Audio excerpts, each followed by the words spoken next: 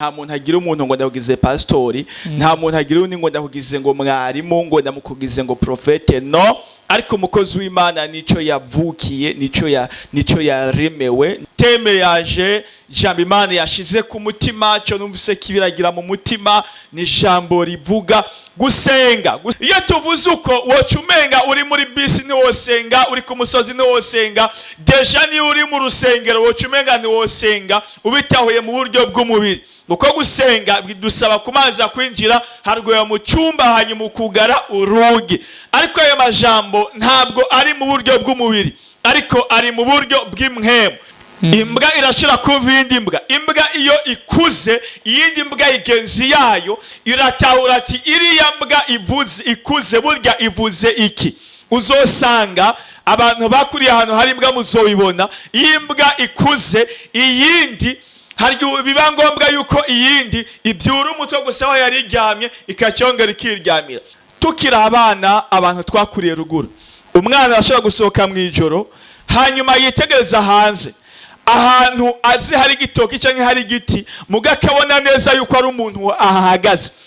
Tarisisi Hope Ministry TV ni umuryango washinzwe ugamije gufasha abakene, imfubyi n'abapfakazi batagira kirengera, abana baba mwibarabara, abasangwa butaka, abarwariye mu bitaro ndetse n'imfungwa. Nawe nimba hari umusanzu wifuza gutanga, duhamagare cyangwa utwandikire kuri izo nimero ziri kuri screen.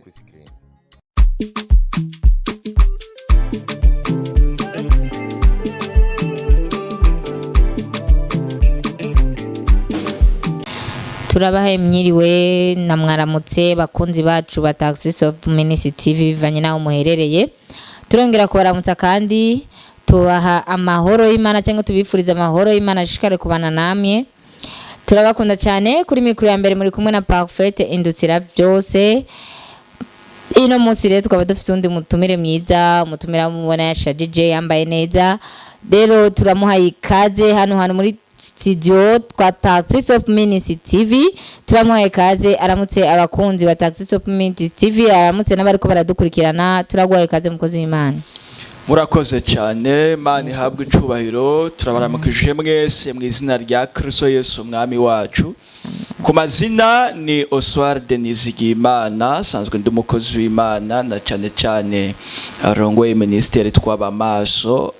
Ushaka ubutumwa bwiza iminsi yose ugenda kuri Play Store yawe ugateresharija application yitwa abamaso, aho ushobora kuhasanga ibintu bitari bike, intayi hamagagwa n'ubundi butumwa bwiza iminsi yose saa 3 z'ijoro ku masaha yo mu Burundi. Yesu rero abahezagire, turanezerewe kubana namwe muri uyo mwanya. Murakoze cyane. Answade ndakwibarize, mbega bose ko baza bavuga ngo nabakozi b'Imana, wo mbwira neza umukozi w'Imana ni iki mu ncamake? Mu ncamake umukozi w'Imana si ikintu umuntu yigira cyangwa si ikintu umuntu bamugira, ariko umukozi w'Imana nico yavukiye, nico yavutse asanzwe ari hezagirwa. Urakoze cyane kunahuza ku kantu nikari ko karasona neza. Turagwaye kaze rero, nizere yuko wishimye kubana natwe twishimye kubana nawe, utubera umugisha tukubera umugisha. Turagwaye kaze rero, ngwino usangize ijambo ry'Imana, Imana yashize ku mutima wawe, Imana yakurungikanye, ngwino kidusangize. Kumbure hari abagwayi bari mu bitaro bashobora kubohoka biciye mu jambo ry'Imana, kuko nta handi turonkera gukira atari muri we. Urashobora kuba usanga hariyo n'abari mu bitaro bafise ingwara zitandukanye zananiye abaganga, ariko Imana irashoboye kubakiza. Rero kaze kugira ngo ugire icyo koze ku mitima y'abantu. Turazi neza umukozi w'Imana, Imana imucamo, Imana utuvuga urakanwa k'Imana, bisigura ngo aha muri kino kibanza agomba wasame n'Imana girente yivugire. Kaze rero, turagwaye umwanya n'gwawe, wisanzure hano hantu. Kaze cyane, duhe icyo Imana yashize ku mutima, turakwakiriye cyane. Murakoze cyane. Imbere ya byose dusenga amajambo make. Mana turagushimiye ko wemeye ko tuba hano. None rero ni uzi icyo wagombye gukora ku mitima y'abantu baza kumva iri jambo. Ubane natwe muri byose mu izina rya Kristo. Amen. Murakoze rero, turabahaye ikaze muri uyu mwanya w'ijambo ry'Imana. cyane cyane navuze ko umukozi w'Imana atari cyo bamugira. Nta muntu agira umuntu ngo ndakugize pastori, nta muntu agira undi ngo ndakugize ngo mwarimu, ngo ndamukugize ngo profete, no. Ariko umukozi w'Imana nico yavukiye, nico yaremewe. Niko Imana yabwiye Yeremiya ngo ukingana n'urusoro mu nda ya mama wawe nari naramaze kukumenya, nari naramaze kuguhamagara, nari narakujeje ibikorwa ibi cyanke biriya. Imana ihabwe icubahiro. Amen. Dusome rero ijambo ry'Imana mu butumwa bwiza bwa Yesu Kristo uko bwanditswe na Matayo, igice ni icya 6. Dusome umurongo wa 6 n'uw'indwi. Avuga ngo umutwe w'amajambo uvuga ngo gusenga. Umurongo wa 3 uvuga ngo ariko weho iyo usenga uje haruguru mu nzu yawe wugare urugi usenge so aba mu mpisho, kandi so akuboneye mu mpisho azoguhera. Kandi nimwasenga ntimukabomboranye amanwa nk'uko abanyamahanga bagira, biyumvira yuko bazokumvirwa ku bw'amajambo yabo menshi. Imana ihabwe icubahiro cyane. Amen. Na cyane cyane ngomba kuvuga ko iri jambo rivuga gusenga.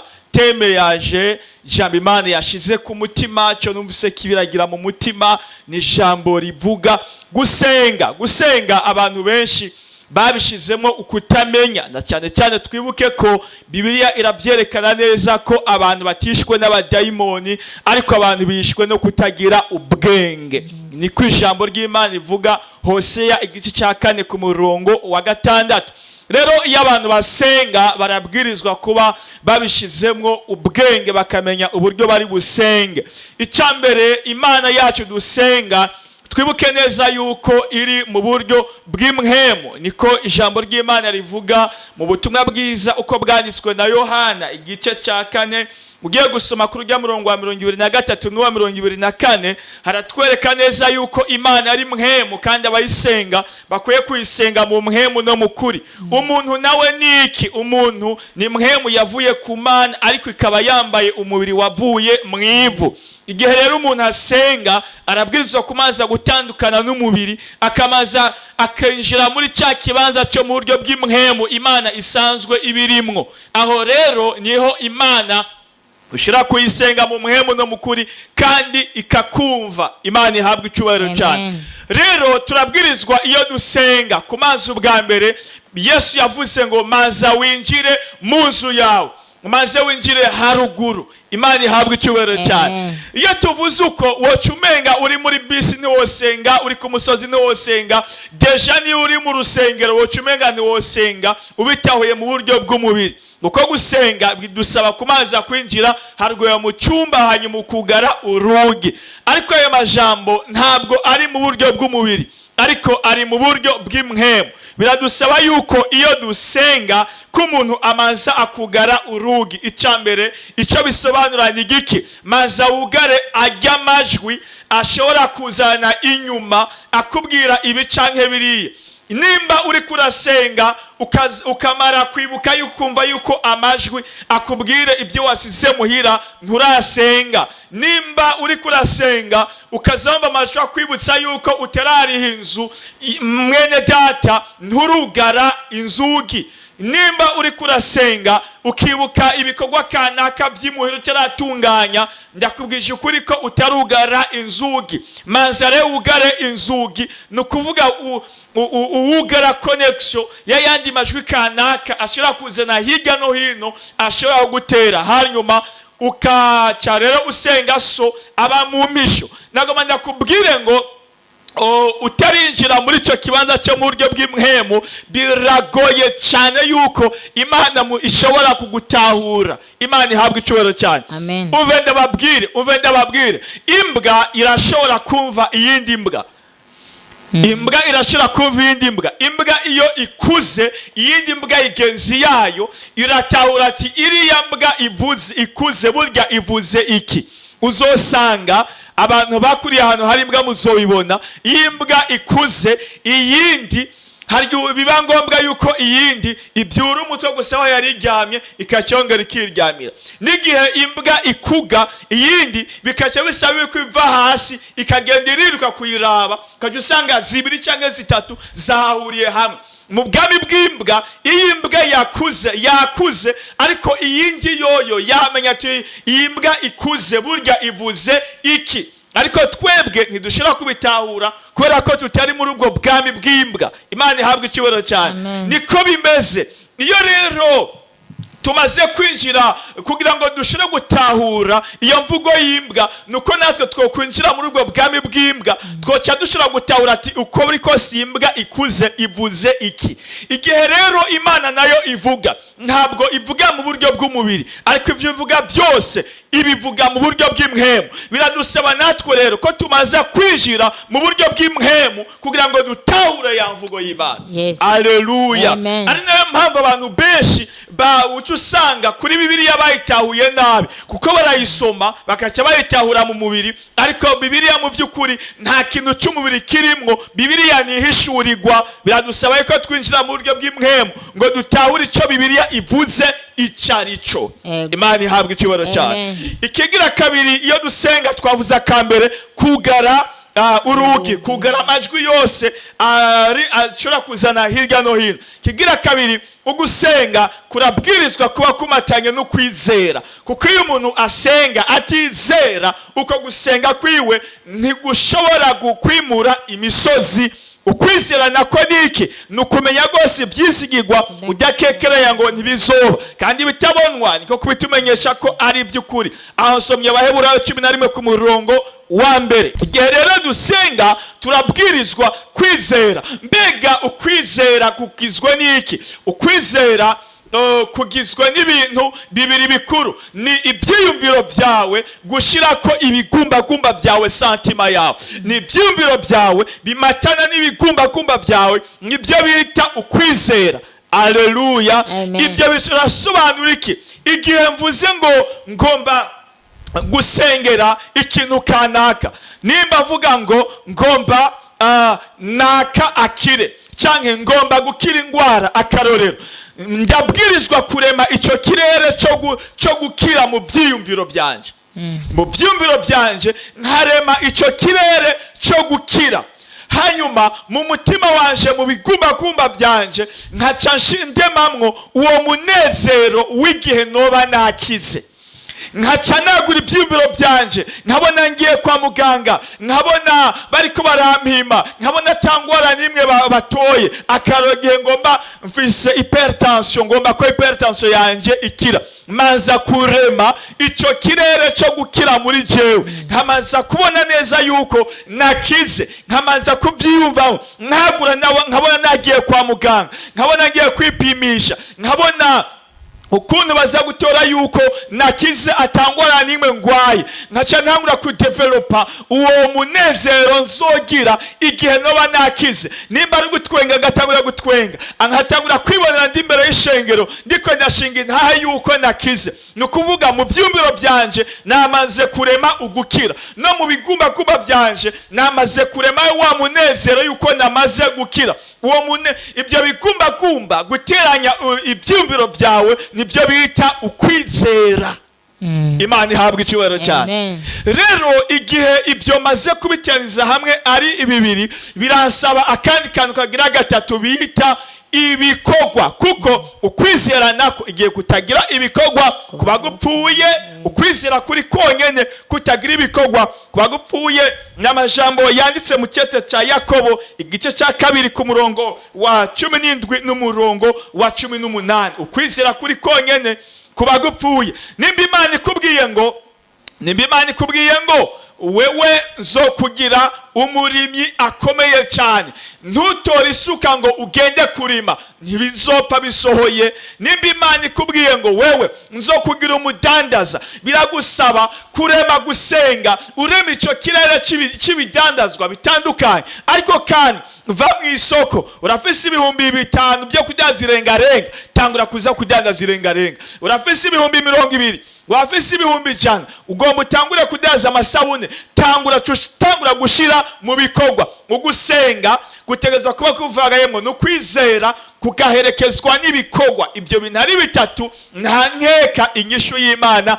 uzoyibona. Rero iyo dusenga turabwirizwa gushyira mu ngiro ibyo bintu byose uko ari bitatu. Imana ikugire neza, Imana iguhezagire. Umwanya narifise n'uyu, abumvise ijambo ry'Imana mwese, Imana ibahezagire.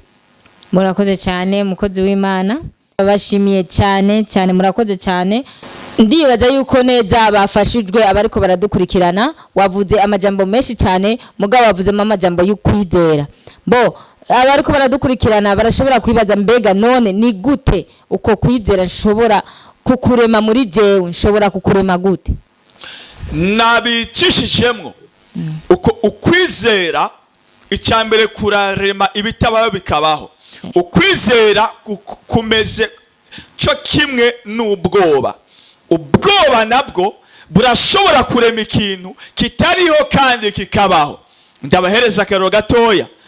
Tukiri abana, abantu twakuriye ruguru, umwana ashobora gusohoka mu ijoro hanyuma yitegereza hanze ahantu azi hari igitoki cyangwa hari igiti, muga akabona neza yuko ari umuntu ahahagaze, akabona n'impuzu yambaye, akabona umenga ariko arazi yari, ntashobore gusohoka ngo agende hanze, akaba yokoma n'induru akemeza abantu yuko aho hantu hariho umuntu. Ni ubwoba bwaremye icyo kintu, ariko ntabwo ari ukuri, kandi arazi neza ko hari igiti. Ndazi namwe hari abo byashikiye, arazi neza ko hari igiti, arazi yuko hari igitoki, mugabo ubwo bwoba bukarema neza umuntu, akabona kumenga mbere ariko aragenda, akabona kumenga ariko araza iyari.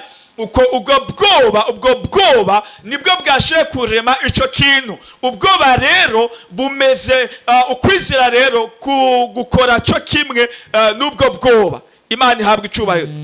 Iyo umuntu yayizeye kurema uko kwizera muri we, navuze ko ari ibyiyumviro byiwe biterana n'ibigumbagumba byiwe.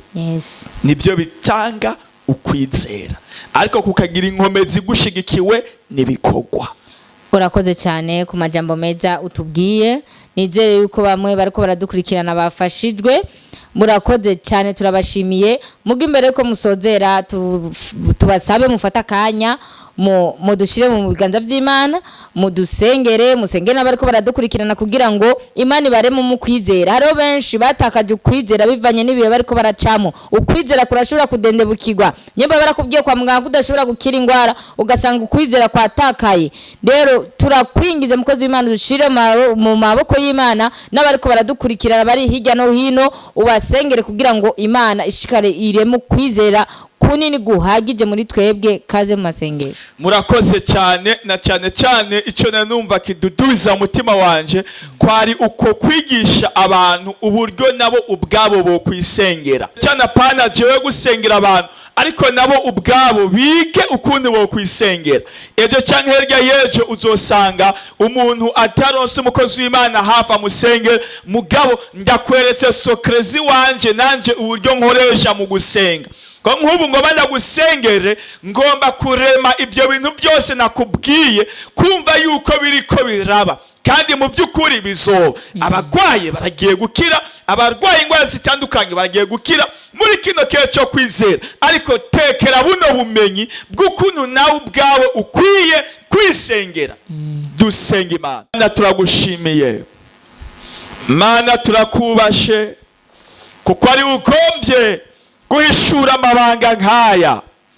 Mu izina rya Kristo Yesu umwami wacu, turaremye kino kirere cy'ukwizera mu bugingo bw'aba bene data badukurikiranye.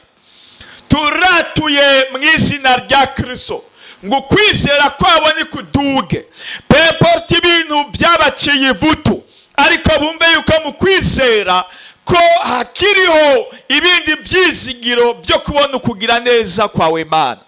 Mu izina rya Yesu Kristo, abarwaye hypertension barakize muri kuno kwizera, abarwaye umugera wa sida barakize muri kuno kwizera, abafise ibibazo bitandukanye turabwiye bino bibazo imuka dukoresheje ukwizera mu izina rya Yesu Kristo. birabaye birashobotse, na cyane cyane kubw'amaraso ya Kristo Yesu yazutse mu bapfuye. Urakoze mwami kuri izi ntahe, urakoze kuri abantu baza baribwa biheze, urakoze kuri abari bafise ibibazo bumvise ko bongeye kongerwa intege, urakoze kuri bano bantu bose ugiriye neza. Nanje nciye bugufi ngo ntaba ari jewe, ariko izina ryawe Kristo reka baryo rihabwa icubahiro mu izina rya Kristo Yesu umwami wacu, amen. Mukozi w'Imana, nizere yuko imitima yabenshi yafashijwe.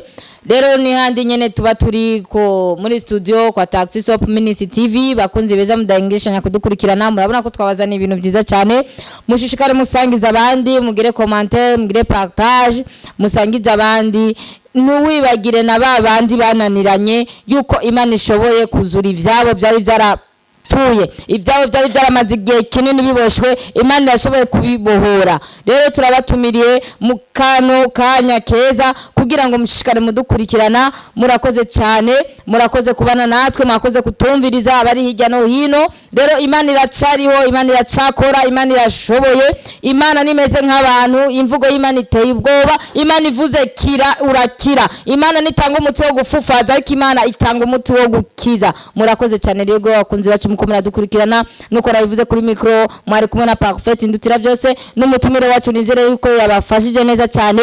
Murakoze cyane kudukurikirana, tuzosubira ikindi gihe naho ubutaha. Bye. Tarisisi Hope Ministry TV ni umuryango washinzwe ugamije gufasha abakene, imfubyi n'abapfakazi batagira kirengera, abana baba mwibarabara, abasangwa butaka, abarwariye mu bitaro ndetse n'imfungwa. Nawe nimba hari umusanzu wifuza gutanga, duhamagare cyangwa utwandikire kuri izo nimero ziri kuri screen.